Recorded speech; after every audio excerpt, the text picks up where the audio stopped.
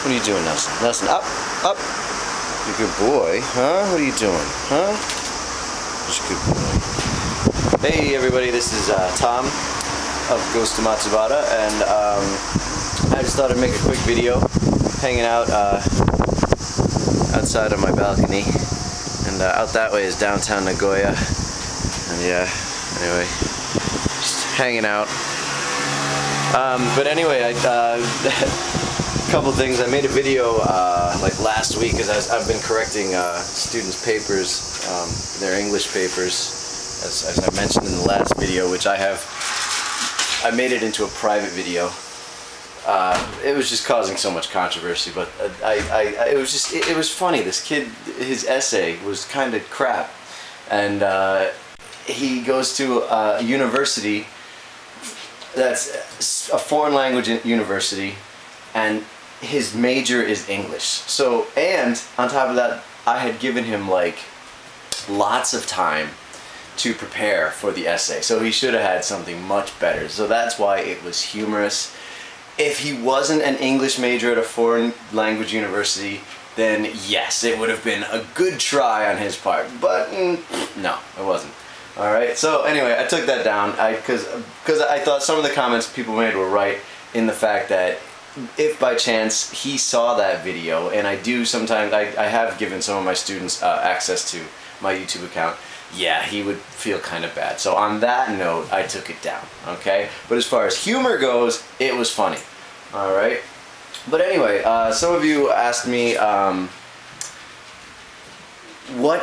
have a little manga shelf over here. I read manga as a way of studying Japanese, so I figured I'd try to answer a couple questions.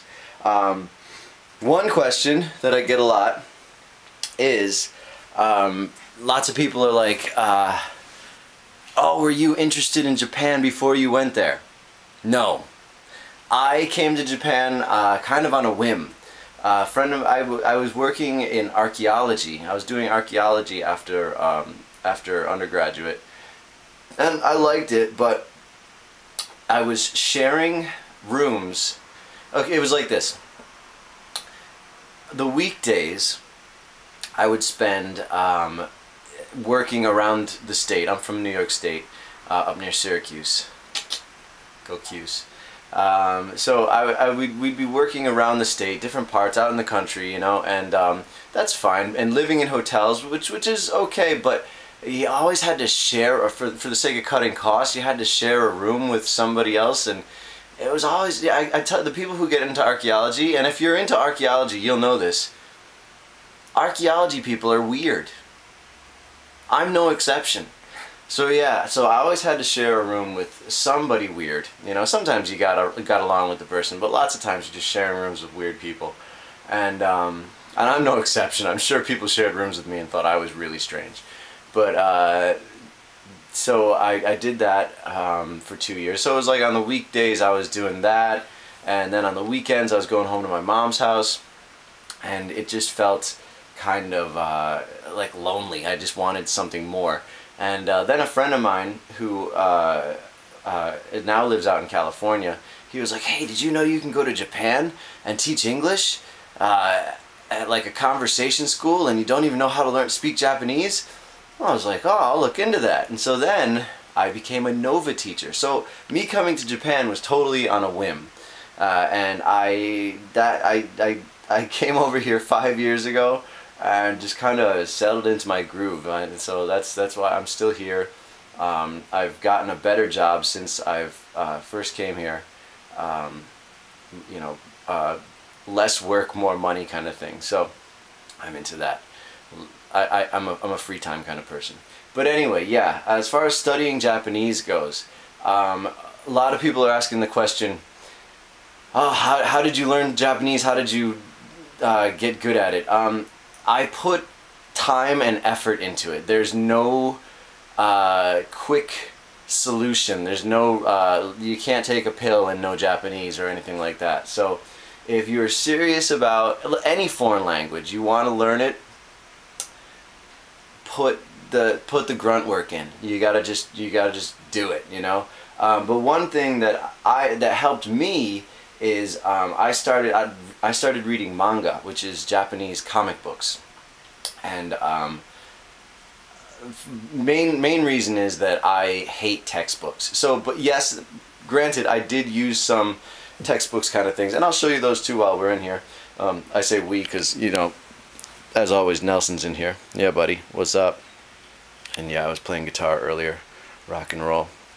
And yeah, Ghost of Matsubara we're going into the studio on the August 13th, Friday the 13th, and we're gonna make a 4-song EP. And so you'll be able to get that on iTunes when we get it all together. But it's going to happen soon, alright? So keep an eye out. But anyway, back to the books. Let's see. This is my little manga shelf. And right now, it's not totally full. There's only a couple back there. But I started out reading Dangerous G-san.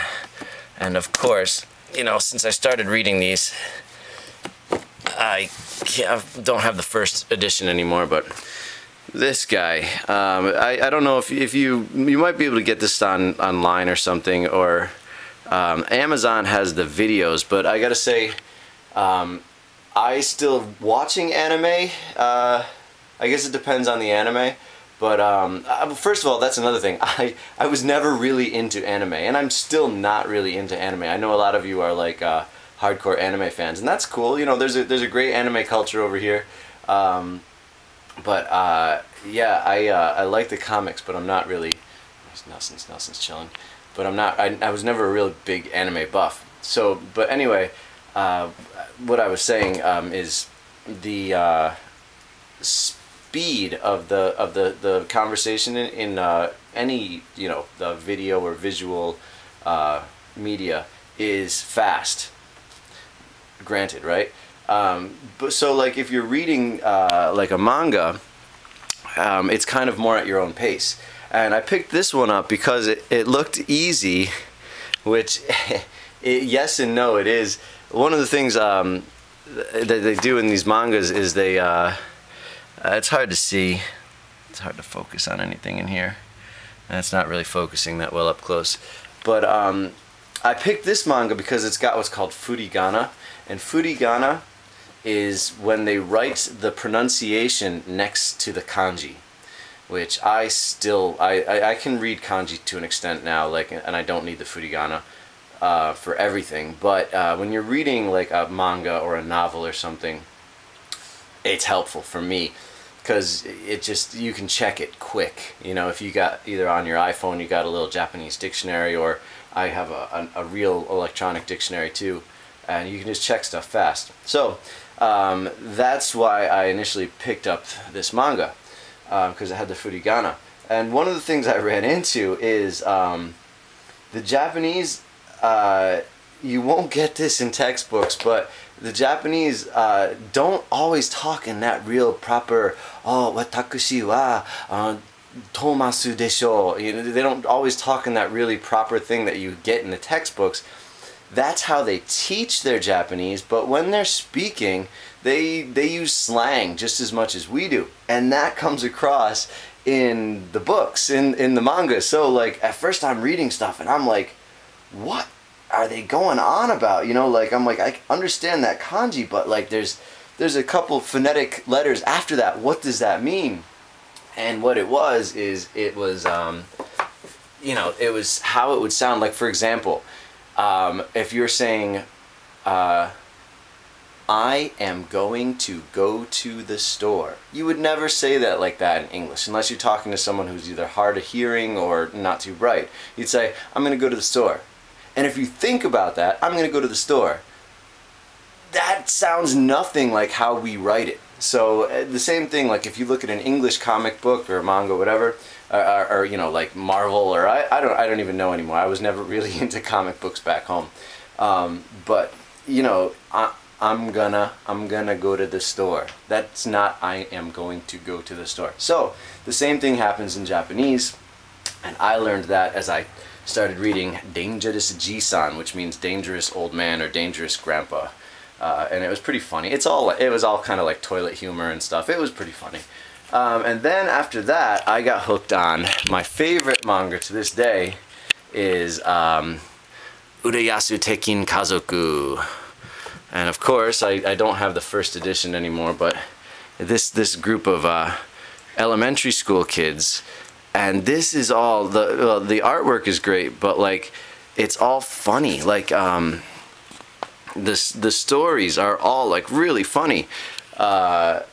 It's one of those things like if you know a little bit about Japanese culture, or even if you, sometimes it doesn't even matter, but for some of the stories it would be pertinent. But you just if it was translated into English, I think it would be funny. Americans would think it was funny stuff. So that's my favorite manga, and I've read, like, this is all Urayasu Tekin Kazoku up to here, and then I started reading the old editions. So there was this was the original, which the stories and the art is slightly different, and then they revamped the series and started writing more comics. So it was really cool.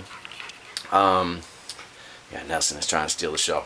He is. He's winning. He's winning. He's stealing the show. And what else? Yes, as you can tell by the tattoo, I think Blackjack is one of the coolest characters. And well, that's a new Blackjack. This is the old school Blackjack, which I think is cool.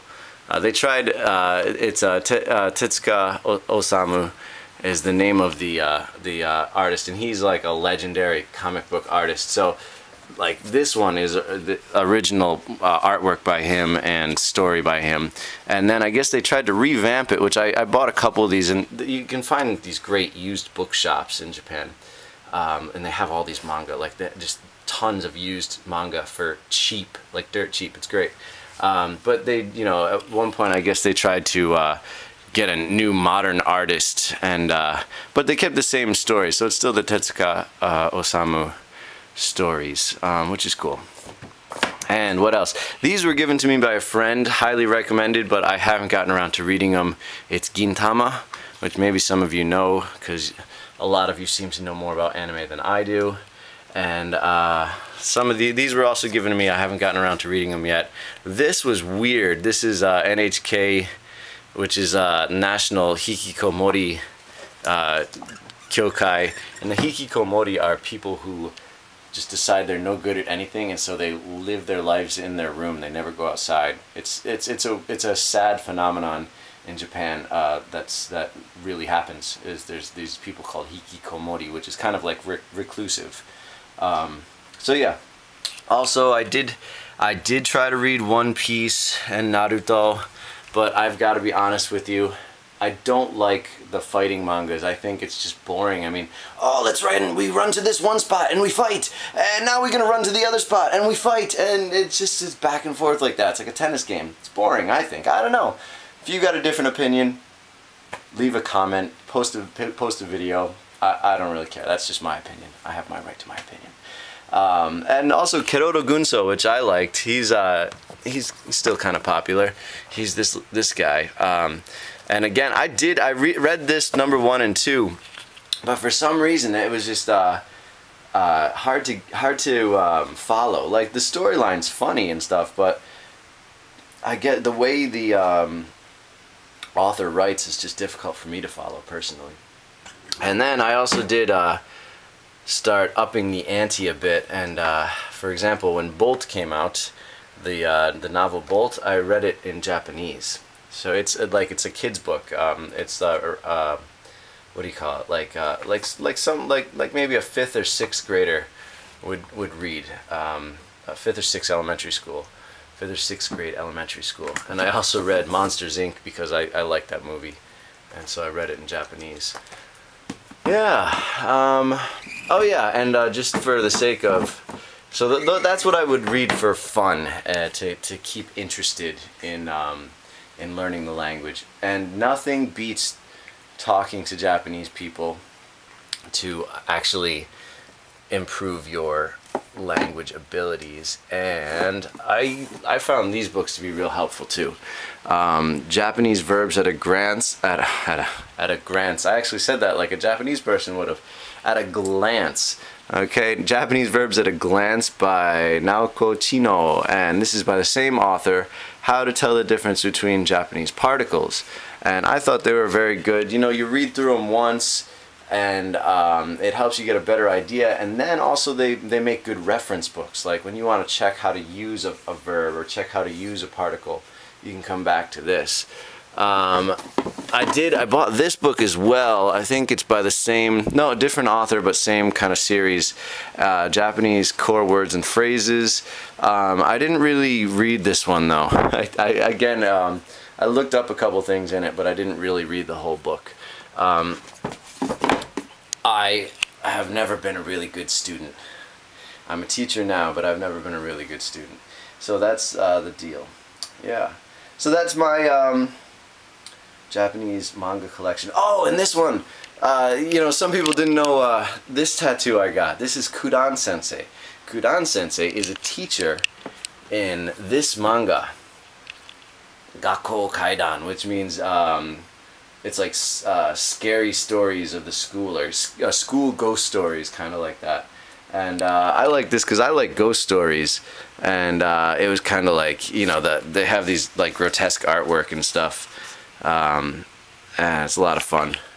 And then this Kudan Sensei, who's the tattoo on my arm, she's a teacher and a witch, and she's really sexy, so I thought that was cool. But yeah, that's all I really wanted to tell you. Keep an eye out for the Ghost of Matsu video. Oh my god. Ghost of Matsubara recording is coming out soon, and Nelson will eat his fleas. I don't think he has fleas. He's eating he's gotten medication. He's fine. He's just gonna lick his butt. Classy guy. Alright, so this is Tom, Ghost of Matsubara. Peace.